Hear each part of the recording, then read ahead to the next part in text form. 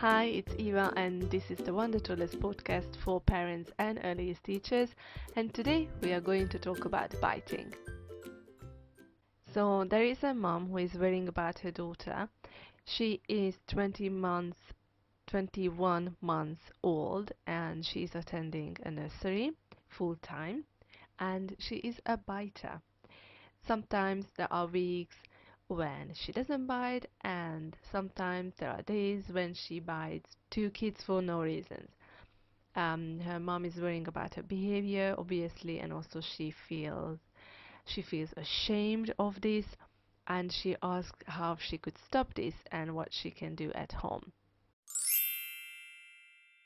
Well, I used to work as an early years teacher, and I always had a biter or two in my class, and I think in every class there is always a biter, I'm telling you.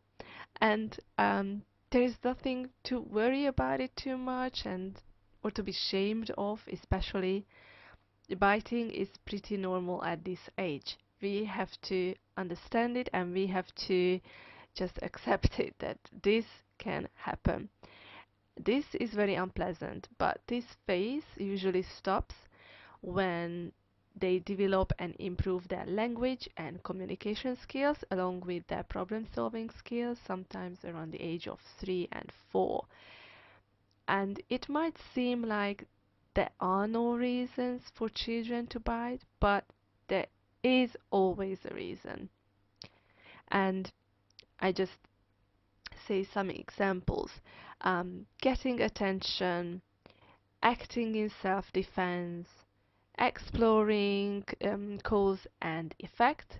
So they could think that, oh, what is going to happen if I bite? What the other child is going to feel? Experiencing the feeling of biting.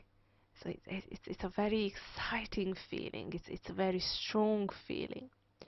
Um, Sometimes they cannot express their feelings and thoughts, and actually, not sometimes, it's almost all the time. We are talking about toddlers. Um, and they can also bite when they feel themselves strong or in control. In most cases, our biters that I dealt with, I mean, the children I dealt with, um, they bit or wanted to bite when they were in such a situation that they could not express themselves with words. For example, when their peers snatched their toys, the easiest and quickest reaction was to bite. Or when they were already upset about something and whoever came close enough to them, then they were just got bitten.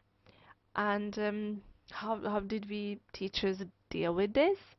Well, we had to observe the children, obviously. We wrote down everything what we thought that could be important, such as the place where the biting happened, the time when it occurred, the children who got involved, and the possible reasons why it could happen, and how the child who bit acted before and after the bite. We had meetings with the parents and created a plan or plans that we both followed through. And all children who were once biters eventually stopped biting. So I'm telling you, you don't need to worry about it too much, and especially you don't need to be ashamed of it. But we have to be consistent and very patient.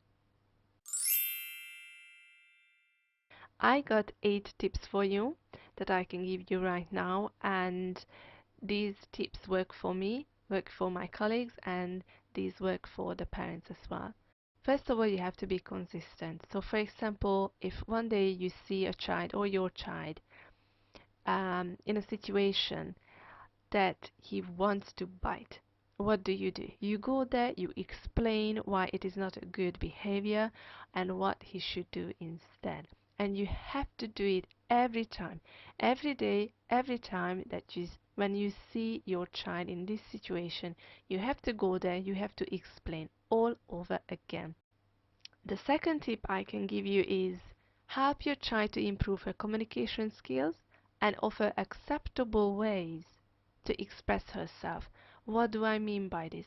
I mean that sometimes your child doesn't need to use words. There are times when um, shaking head is enough, or a gentle touch is enough. Or, for example, they are lining up, waiting for something, and your child got pushed. Your child can just step out of the line, you know, or go behind someone else. Sometimes there is no need to speak, or sometimes your child will feel shy a little bit, so he doesn't want to speak, and that's all right. They are still very young and little. So there are different ways than, speaking that children can use to express themselves. My third tip would be encourage your children to use their words, and this really works.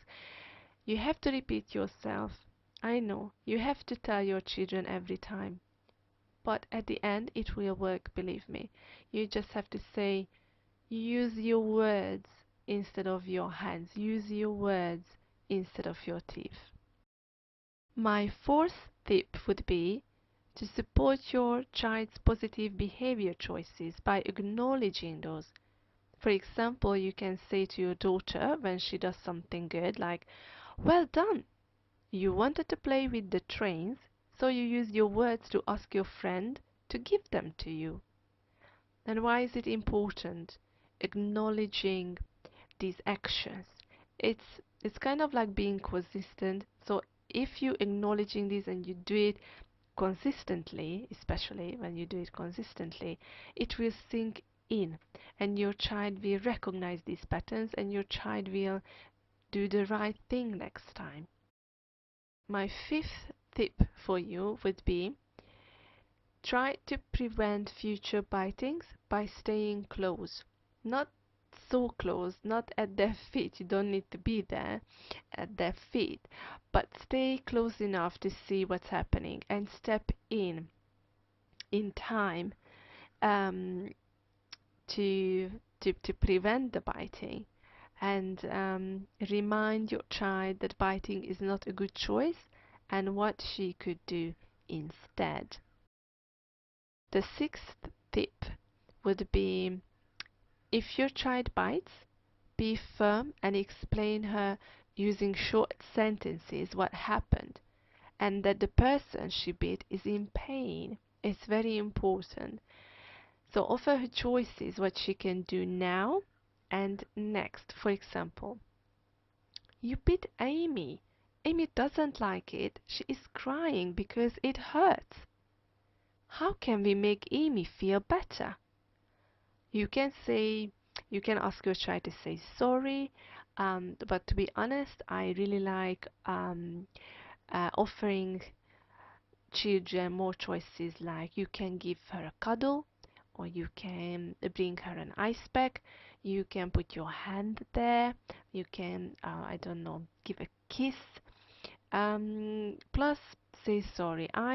Personally, I teach children to say sorry, even if they don't understand the concept yet, but to help children to understand the concept of feeling sorry, then you have to encourage them to say this word, even though now they might not understand it, but they will link it with the situation, and later on they will use it naturally.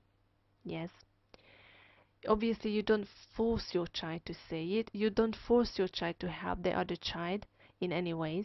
You offer this and you show a good example. So, for example, if your child doesn't want to give Amy a cuddle, then you could give a cuddle to Amy. So then you show a good example.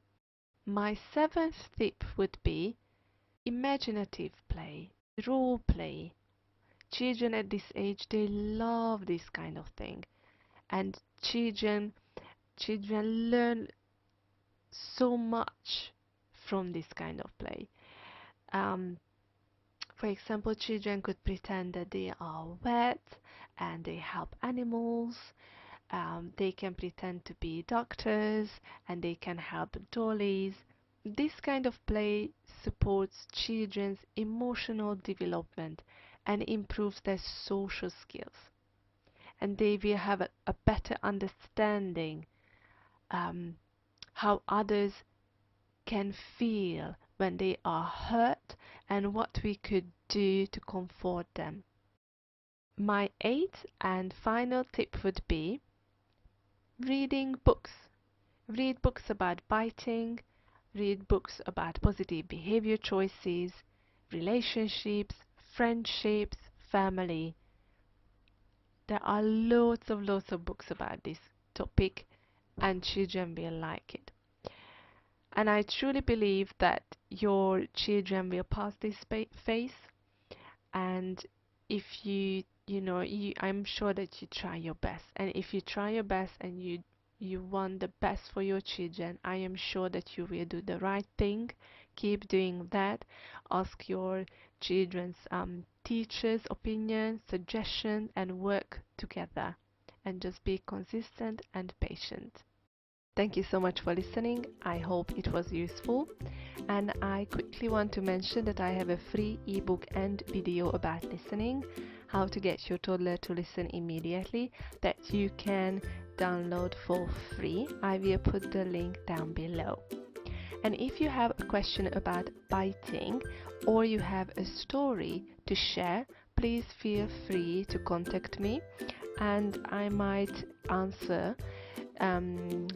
you in a podcast form or in a blog form. Obviously, I'm going to email you my answer or my suggestions and advice, and I will ask you if I could use it to make a podcast or a blog post. But if you don't want this, but you want my help, then you just go to wondertoddlers.com. You see services and then you click on parenting consultation. Thank you very much for listening and take care. Bye bye.